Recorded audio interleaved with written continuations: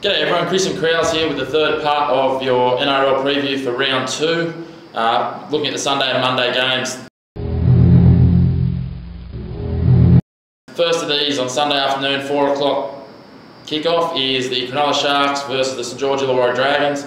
Now if the Sharks go down again, I certainly won't be volunteering to go drinking with Valentine, Rocky Holmes and Jack Ivan Drago Bird. The boys seem to be able to find a bit of strife. Oh, poor old Holmes just can't cut a trick nowadays, can he? He's just been in the news too much. It wasn't their fault, but never is. So hopefully they can get out and have a bit of fun. Probably best off just to become a hermit at this point, I think. Oh, I think so. They just got to stay at home, do the right thing.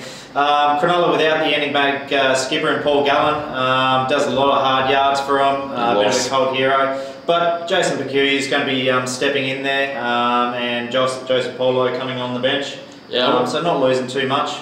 Wouldn't be surprised to see a late switcheroo there. Joseph Paulo may start. He offers another ball playing option if they can get him in there. Yeah, definitely. While we're there on guys coming in, Tyson Frizzell returns the starting lineup for the Dragons. Obviously a great boost. The guy's a fringe Origin player and I think he'll probably get the Origin this year. There's also whispers around that Joel Thompson may be a late inclusion for Will Matthews, so keep an eye on that one.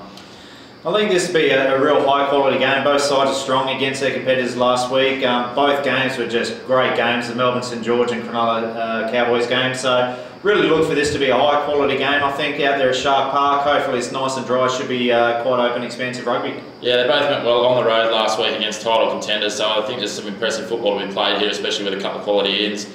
I think the Sharks will get it done. They're at home. 1 to 12 is probably the margin. I can't see either side blowing them out, and I can't see it being an overly high scoring affair either. No, and look for a really good crowd there. I see Sharks 1 to 12. St George are good at coming in and watching at the Shark Park, so it should be sold out. Should be a great game to watch. Yeah, it'll be a cracker local derby there.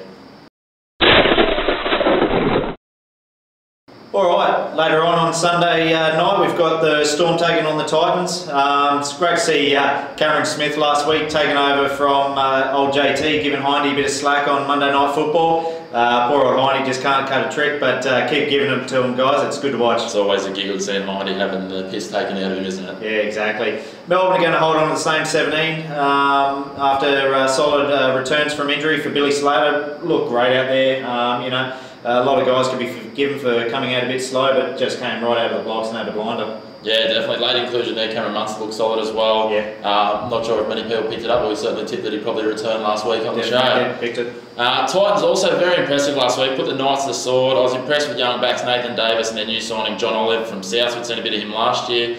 They potentially welcome back co-captain William Zillman this week, which means one of these young guys may miss out. Also late rumours that Nene McDonald might be training today, being Thursday that we're recording the show, and a good chance of making a return as well. So we may miss both of those with those two strong players returning. Yeah, very much so.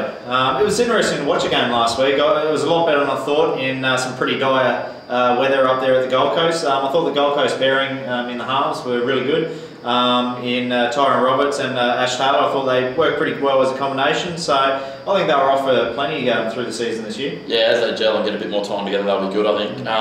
The big question for me, can anyone stop Marika Korobidi? If he plays with the ball in hand like he did on Monday night against the Dragons, he'll be up there with Samir Adrada as the most exciting winger in the comp. And gee, that bodes really well for the Fijian national side for those two big boys running rampant on the competition. Yeah, hopefully a couple of you got him in there on the Super Coach, bringing in plenty of points there as well. Points. Yeah, I think this will be a fairly open game, but I think Melbourne will get it done at home. I think they'll get it done pretty comfortably. I imagine it'll be just over 13 points there.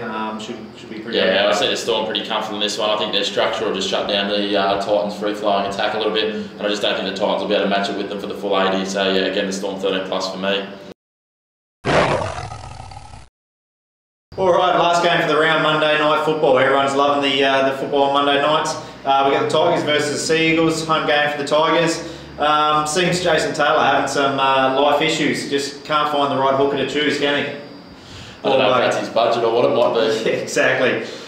Looks like we've got Dean Hallertau coming in there at hooker for the Tigers with Benai Cherrington missing out on the bench. Not a great sign when the coach really sees a second row fill-in to play at number 9 instead of you, so might be time for him to have a look around, see what other offers are out there. Yeah, definitely, especially when you got blokes like Matt Ballin and Robbie Farrell waiting in the wings to come back from injuries. Yeah. You know, not much of a job being a 4th string hooker for an NRL side, I wouldn't have thought. Long list behind. Manly still without Brett Stewart, it looks likely. Certainly be hoping that Dylan Walker can find his groove in the number 6 jersey, because otherwise it's going to mean some real backline reshuffles, and yeah, I'm not sure that they're ready for that under coach Trent Barrett in game 2. Yeah.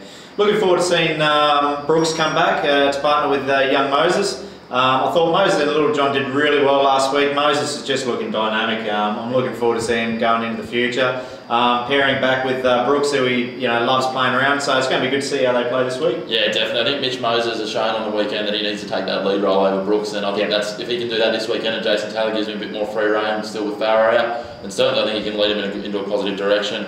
Again, look for the young guns, Tedesco, Trebojevic, both from the back to star. Both very good young fullbacks and both taking their opportunities at the moment. Yeah.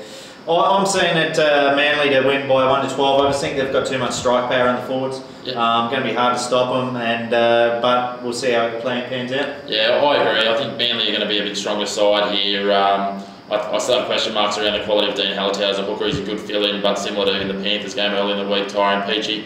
They're good players with a bit of versatility, but not quite there. I think Manly will just get home in this one. The Tigers won't be quite as strong as they were last week. Dylan Walker will start to find his feet, so the Seagulls 1-12 for me in that one.